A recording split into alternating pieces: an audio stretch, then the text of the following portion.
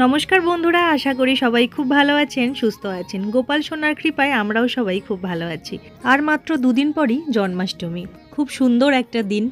तो सेई दिन आमरा आमादेर घरे थाका गोपाल सोनादेर किभाबे सेवा करते पारी सेटाई आमी आजके आपनादेर संगे भिडियोए शेयर करब। तो बंधुरा आमी गोपाल सोनाके पंचामृत दिये अभिषेक करिये नियेछिलाम এবং তারপর একটা সুন্দর জামা পরিয়ে সুন্দর করে সাজগোজ করিয়ে দিলাম। জন্মাষ্টমীর দিনে আপনারাও চেষ্টা করবেন পঞ্চামৃত দিয়ে অভিষেক করিয়ে গোপাল সোনাকে একটা নতুন জামা পরিয়ে যতটা সম্ভব সুন্দর করে সাজুগুজু করানোর।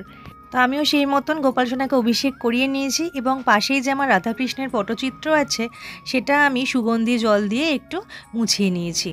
আর জন্মদিন উপলক্ষে আপনারা আপনাদের মনের মতন করে জায়গাটা একটু সাজাতে পারেন। যেমন আমি এইভাবে সাজিয়েছি, অনেকে আছেন যারা ফুল দিয়ে খুব সুন্দর করে সাজান, মানে যার যেমন মন চায় সে সেইভাবে জায়গাটা সুন্দর করে সাজাবেন। আর অবশ্যই আজকের দিনে গোপাল সোনার প্রিয় জিনিস ময়ূরের পালক অবশ্যই গোপাল সোনার সাজ শৃঙ্গারের মধ্যে রাখার চেষ্টা করবেন। আমিও একটা ময়ূরের পালক এখানে গুজে দিলাম, দেখুন কত সুন্দর লাগছে। আর আজকের দিনে চেষ্টা করবেন গোপাল সোনাকে একটা নতুন বাঁশি উপহার দেওয়ার, যেটা গোপাল সোনার খুবই প্রিয়। তো এখানে আমি সমস্ত পুজোর জোগাড় করে নিয়ে বসেছি। এখানে সমস্ত আরতি করার জিনিস আছে, তার পাশে এখানে আছে খই বাতাসা, মানে সমস্তটা আমি জোগাড় করে রেখেছি। এবারে আপনাদের পুজোটা আমি দেখাবো।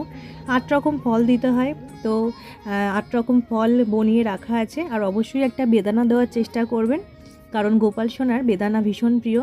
এছাড়াও আছে নাড়ু, তালের বড়া, মালপোয়া, আর এদিকে আছে 8 কড়াই ভাজা। আর অবশ্যই ফুল মালা তুলসী পাতা তো লাগবেই। এদিকে রাখা আছে চকলেটস, মিষ্টি, এদিকে আছে গোপাল সোনার ভীষণ প্রিয় মাখন, আর এইদিকে আছে মিছরি, কাজু, কিশমিশ, আর এদিকে গোপাল সোনার পান করার জন্য জল রাখা আছে। তো পুজোর শুরুতেই আমি ধূপ আর প্রদীপটা জ্বালিয়ে নিচ্ছি। আর বন্ধুরা এই দিন অবশ্যই চেষ্টা করবেন একটা ঘিয়ের প্রদীপ জ্বালানোর। তো এখানে আমি তেলের প্রদীপ, ঘিয়ের প্রদীপ দুটো প্রদীপই রেখেছি। তো সবার প্রথমেই আমি গোপাল সোনাকে চন্দনের টিপ পরিয়ে দিচ্ছি, জয় গোপাল। একইভাবে আমি রাধাকৃষ্ণের পটচিত্রেও চন্দনের টিপ পরিয়ে নিয়েছি। ভগবান শ্রীকৃষ্ণকে আমি সাদা চন্দনের টিপ এবং শ্রী রাধাকে আমি লাল চন্দনের টিপের ফোঁটা দিয়েছি। এবং ভগবানের শ্রীচরণে আমি চন্দন সহযোগে তুলসী পাতা নিবেদন করলাম এবং শ্রী রাধার হাতেও আমি তুলসী পাতা নিবেদন করলাম চন্দন সহযোগে। এবং অবশ্যই আমাদের গোপাল সোনারও চরণের উদ্দেশ্যে তুলসী পাতা নিবেদন করতে হবে চন্দন সহযোগে। তো আমার তুলসী পাতা নিবেদন করা হয়ে গেছে, এবার আমি মালা পরিয়ে নিচ্ছি। চন্দন সহযোগে আমি মালাটা গোপাল সোনাকে পরিয়ে নিচ্ছি, জয় গোপাল।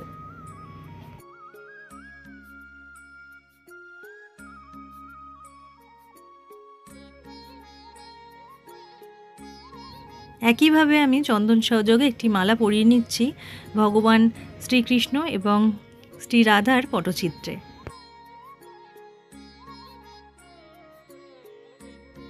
বন্ধুরা এবারে আমি আজকের দিনে যেই ভোগ নিবেদন করছি সেই সমস্ত ভোগের থালায় তুলসী পাতা দিয়ে দিচ্ছি, কারণ গোপাল সোনার ভোগে তুলসী পাতা না দিলে কিন্তু ভগবান সেই ভোগ গ্রহণ করেন না। তাই সমস্ত ভোগের থালায় তুলসী পাতা এবং পানীয় জলের মধ্যেও আমি তুলসী পাতা দিয়ে দিলাম।